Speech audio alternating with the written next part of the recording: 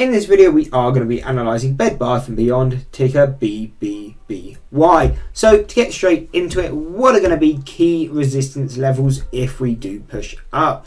So we have resistance at $12.80, $14, $18.50 and $20, and then final levels around $24, $26, $30 and $32. Now what's the likelihood of going back to these levels?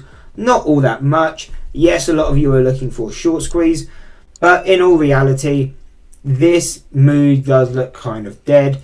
Looks like we've had the squeeze, we've pulled back, we've done a sort of dead cat bounce, and now we're continuing down. So really, in my opinion, this stock is probably not going to go back to that 30 anytime soon, and there'll probably be another gap that something like Wall Street Bex is looking at next.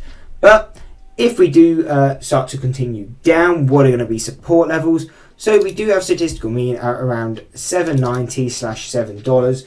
So here is really the minimum target we have. So as we're continuing down, we expect at a minimum to come down to $8. If we're able to break that, we would expect a retest and further pull down to $7.